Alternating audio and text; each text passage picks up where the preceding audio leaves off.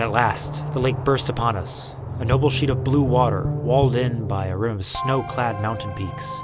As it lay there with the shadows of the mountains, I thought it surely must be the fairest picture the whole earth affords.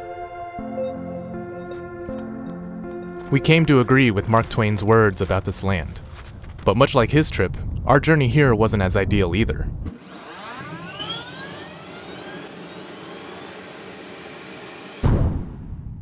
Let's start from the top. The green hills of California's wine country were as picturesque as you'd expect. We passed rolling grassy mounds where happy cows munched away nearby. We had started our journey at Point Reyes, just outside San Francisco, and passed through the Central Valley before hitting a sudden and drastic climate change of the Sierra. Everything was going just fine until we had reached a point where snow chains had become mandatory. And we'll be the first to admit that we struggled for about an hour or so just to get the damn things on. The higher we climbed, the more intense the blizzard became. Snow whited out everything more than 20 feet ahead of us, but we were still well aware of the sharp drops all around us. This also meant we became less and less confident in our chain job. Yeah, I don't know what to do here. I mean, the tires are on as best we could. We're stuck in a blizzard. I don't know what to do. And just as we began to doubt ourselves, we had entered the Lake Tahoe area, where resorts, plowed roads, and gas stations were neatly spread throughout the town. And after a quick night's sleep, we hit the road for a new type of adventure. Unlike mountaineering, snowshoeing is relatively easy to pick up. Fortunately, the weather was also cooperating with us today. We are lucky enough where there is some sun, but because there is snow on the ground, you get that extra reflection of that sun, which means sunblock is extra critical. And your first instinct might not be to put sunblock on. It's super important to remember that you do that. I am one of the worst people to remember to put sunblock on my face, and I'm not going to be red anymore. Ooh, this isn't banana boat, is it? I should have taken my glasses off. I'm allergic to banana boat.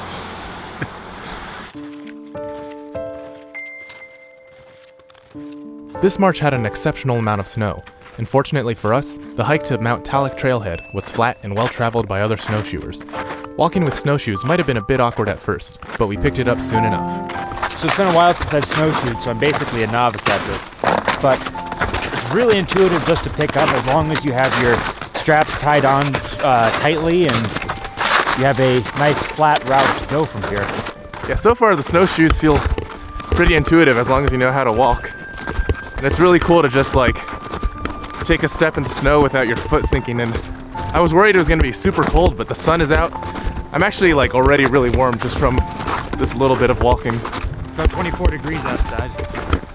Yeah, but I feel toasty. So it's interesting. I've done some mountaineering with crampons and ice axes, and this is just already far more enjoyable than anything I've gone on that. Soon, Mount Tallac's peak began to appear behind the throng of pine trees, and we pushed ahead through the snow.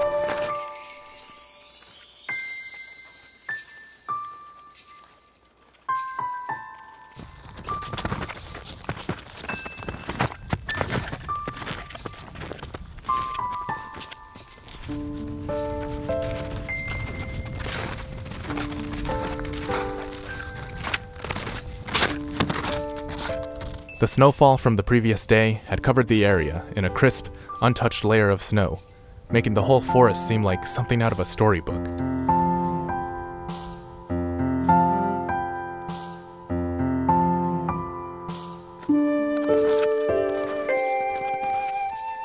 In no time at all, we came across a grove of quaking aspens. A thawed creek bubbled nearby as it slowly carved away the fallen snow from the previous day.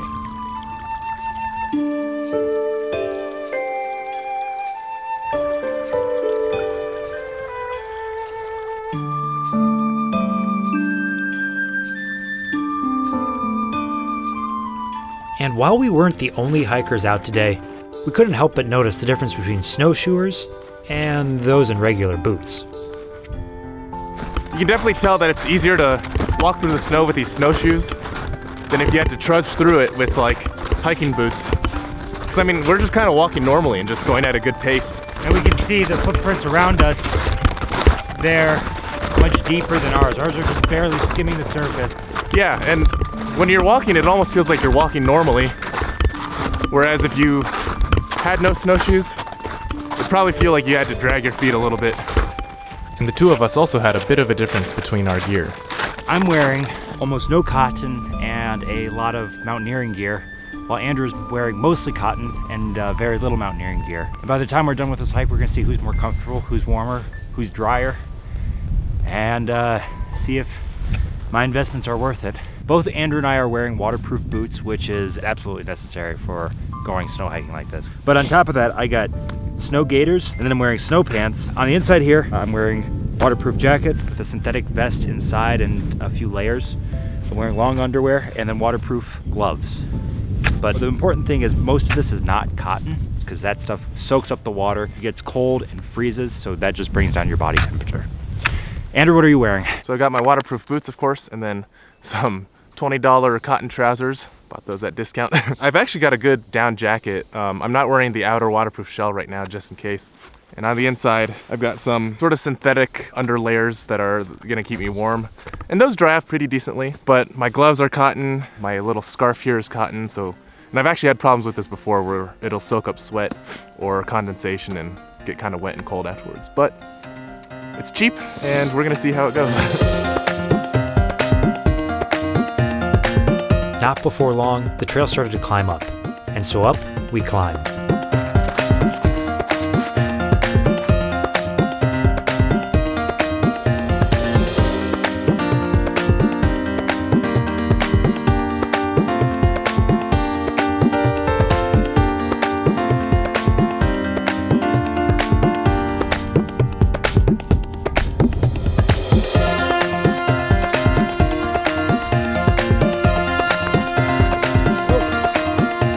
The higher we get, the colder it's getting.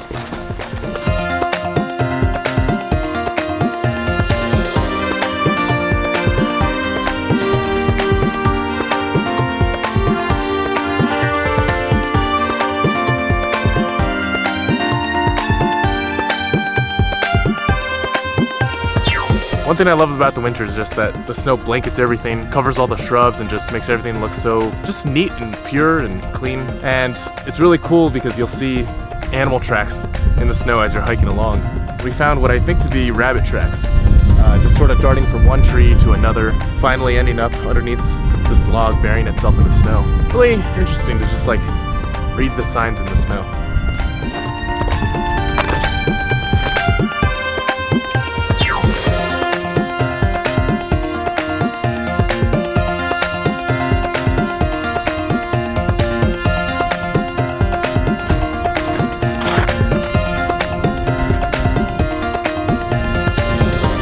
No matter how often I climb mountains, I'm just continually amazed at the views. The further and further you climb up, it's just unbelievable. Wow, this is such a cool experience.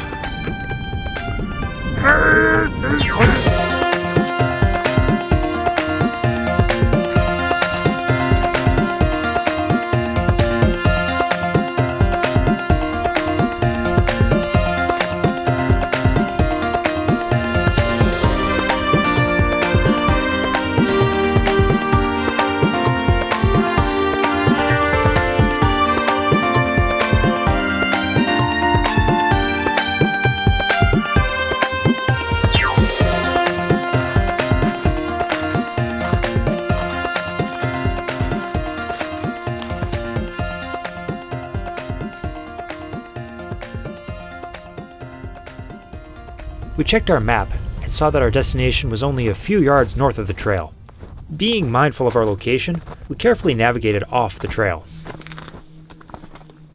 And in no time, we had found the lake we had been hiking towards, Floating Island Lake.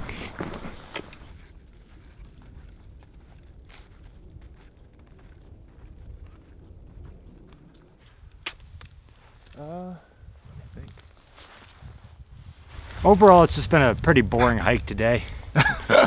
Nothing beautiful. It's basically what? Ohio cornfield type topography. Yeah, nothing too special. Don't come out here. This was a very, very worthy first snowshoeing expedition, I And think. it wasn't too easy, it wasn't too hard. Yeah. You know, we were pretty safe all along. There was like no major bluffs that we had to scale or anything. It was safe. I mean, this is the sort of landscape I would imagine snowshoeing on. I was kind of worried at first that going up the mountain would be tough in these snowshoes, but it was actually really not that bad at all. No, I mean, well, first off, we're not going to the top of that mountain. Right, right. I wouldn't feel comfortable doing it without a ice axe. Yeah. Ice axe.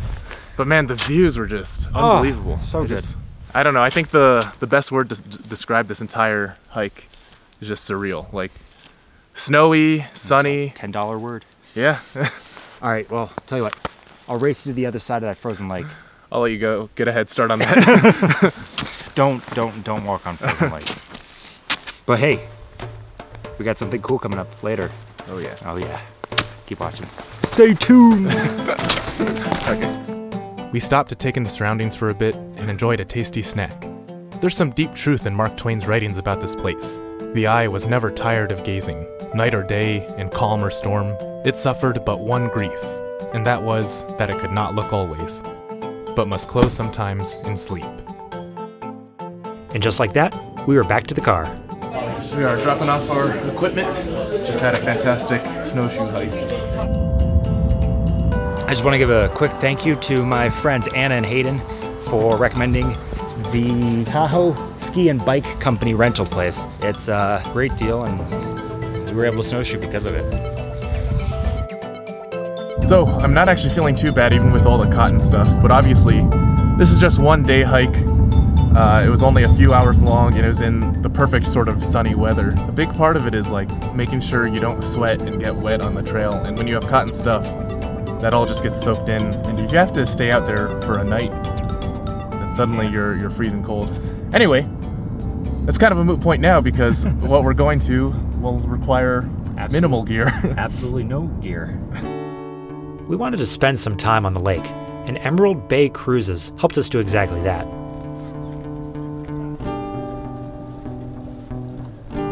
We boarded the famous Safari Rose, warmed up in the main cabin, and disembarked on one of America's most iconic lakes.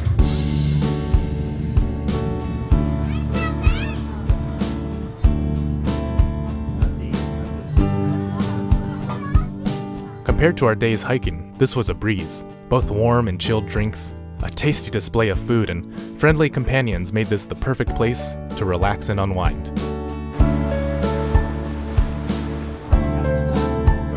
In about 45 minutes or so, we had made it to Emerald Bay, one of Tahoe's most iconic locations. We were greeted by an eagle's nest and took in the sights nearby.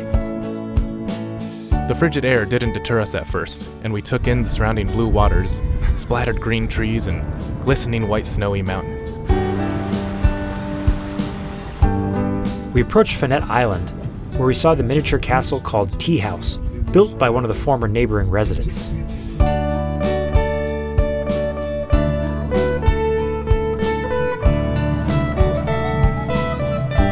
To the west, the sun began to set in a brilliant array of colors. And to the north, another storm began to brew.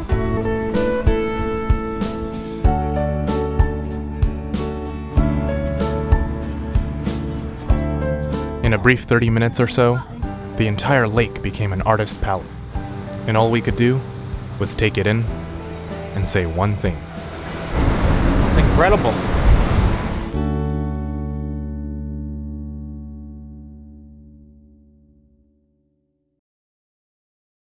Thanks so much for watching. If you enjoyed the video, please like and subscribe, and check out some of our other adventures.